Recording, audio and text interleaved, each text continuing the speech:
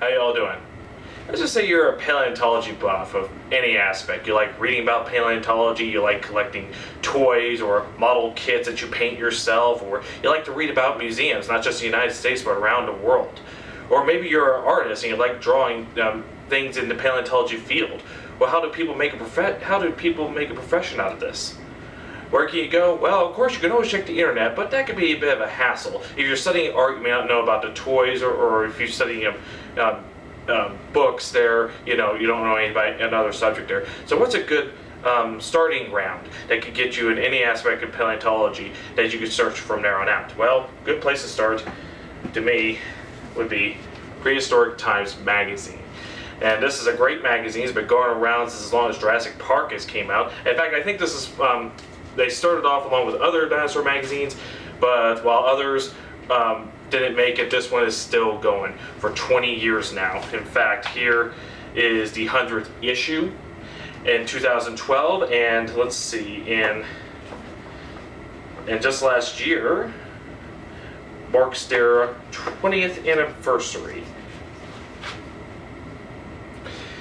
And 20 years they've been around, and they've been covering all aspects of paleontology that one could. Now let's explore the current issue here. Prehistoric Times number 108. And let's see, one of the things they feature here is James Gurney of Dinotopia fame, because he just got finished doing a project for Australia. He painted these stamps. How we get stamps around here. Well, he's done American stamps. Now he's done a series of stamps of some of the Australian fossils specimens that have been found there. So that's wonderful. And one of the interesting things you might enjoy is they pick a feature animal or two in paleontology. I guess one Gigantopithecus.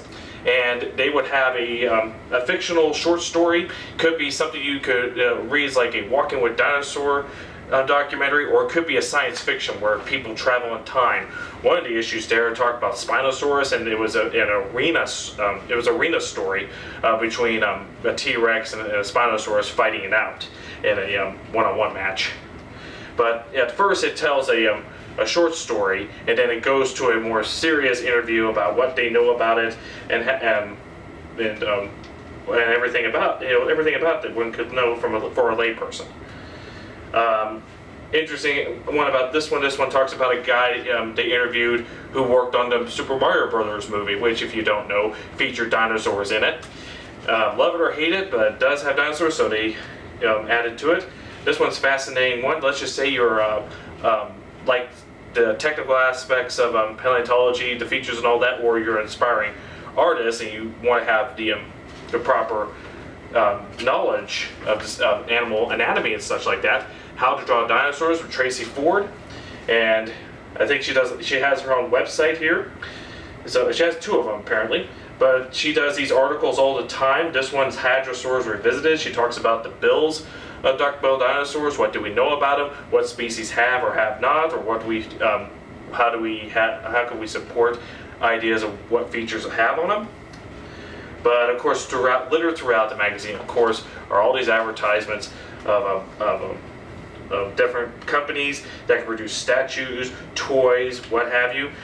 And let's see, one of my favorite sections in this magazine that I like to go through is Mesozoic media. They talk about the latest books and videos for kids and adults of anything involving paleontology. So let's see, how do dinosaurs say I'm mad as a kid's book. But then again, you also have Sabertooth if you want to have a book about the Smilodon. And here's another one, model kits, as I mentioned before, the giant behemoth, that old film. Well, here's a model kit, and it tells about what pieces come with it and so forth. And Primeval, BBC series, they interview a few people in there, a couple actors and such. So anything involving dinosaurs or any aspect of paleontology, they try to cover up in this magazine. So you can collect a subscription to this. I think their website is a $35 for 1 year subscription. This is a quarterly magazine. So considering that's probably the magazine for anything in paleontology, is probably worth your buck. And I definitely recommend this, especially if you're a paleontology fan of any kind and you want a central source of anything out there, and you know, from the kit for anything for kids to adults, go with this. It's a wonderful magazine. Check it out. Thank you.